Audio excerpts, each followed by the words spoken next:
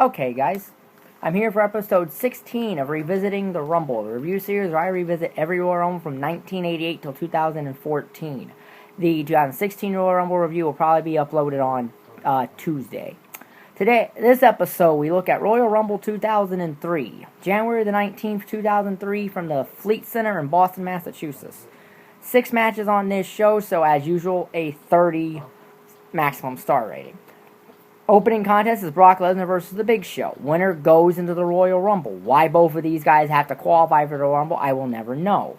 But given what the kickoff match for the Royal Rumble this year is, doesn't surprise me about this. This is a better match than their Survivor Series 02 match. Brock wins with the F5, enters the Royal Rumble. This was, up until tonight, the only Royal Rumble that Brock Lesnar has competed in.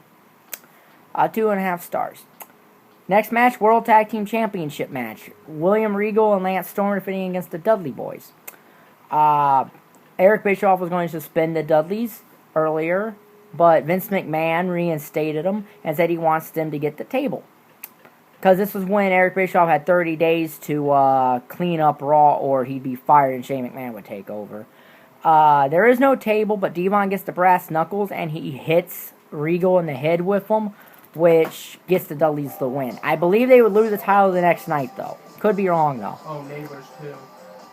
Then we have Torrie Wilson versus Dawn Marie, stepmother versus stepdaughter. And basically, it was Dawn Marie married Torrie's dad, Al Wilson, and essentially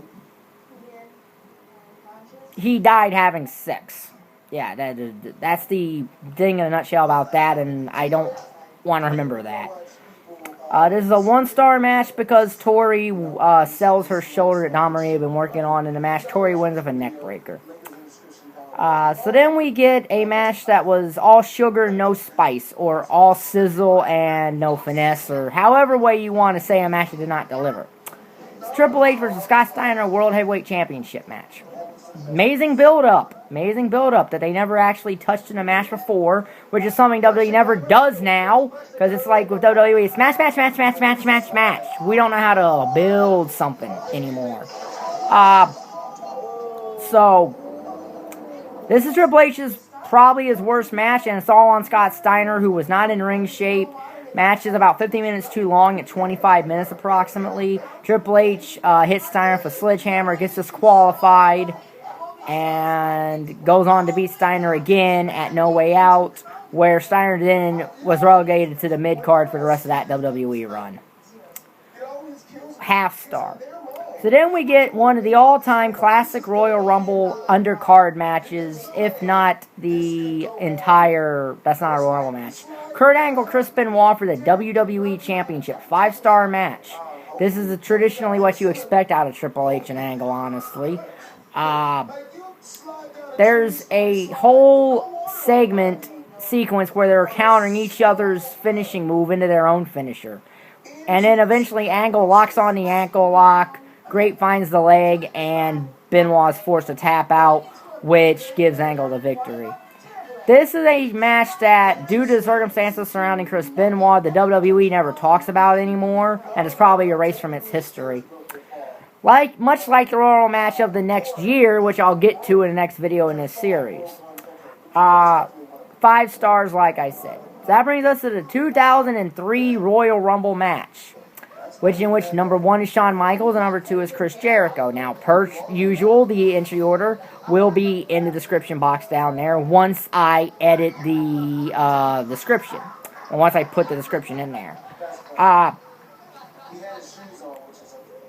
It should be noted that John Cena, when he was trying to be Vanilla Ice without the stealing someone else's song stuff, made his Royal Rumble debut here, as did Rey Mysterio and Chris Nowinski, who, while he may not be a known WWE guy anymore, he's the guy who basically has created the science that's teaching everybody about the concussions now. Nowinski should be commended for doing that. For Final Four in this Rumble are Brock Lesnar, Undertaker, Kane, and Batista, who was also in his first Royal Rumble here. Batista's eliminated first out of the Final Four, then Kane's eliminated by Taker, then Brock Lesnar eliminates Taker, and Brock Lesnar wins the Royal Rumble to go to WrestleMania. This is noted. This is Lesnar's only Royal Rumble up to that point until he competes in the 2016 Royal Rumble. And he had 4 eliminations. This Royal Rumble match gets a 3.5 star rating because it also set up Triple H and it set up Shawn Michaels and Chris Jericho's classic match at WrestleMania 19.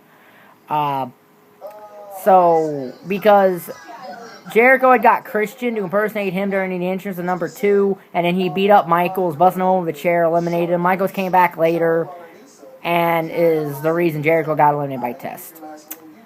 So, like I said, 3.5 stars. So this show gets 14.5 out of a possible 30 stars, which makes it a C- by a 0.5 star. So, this will be in the Revisiting Rumble playlist. If you like this video, like button is down there, subscribe button is down there, and thank you for watching. Bye.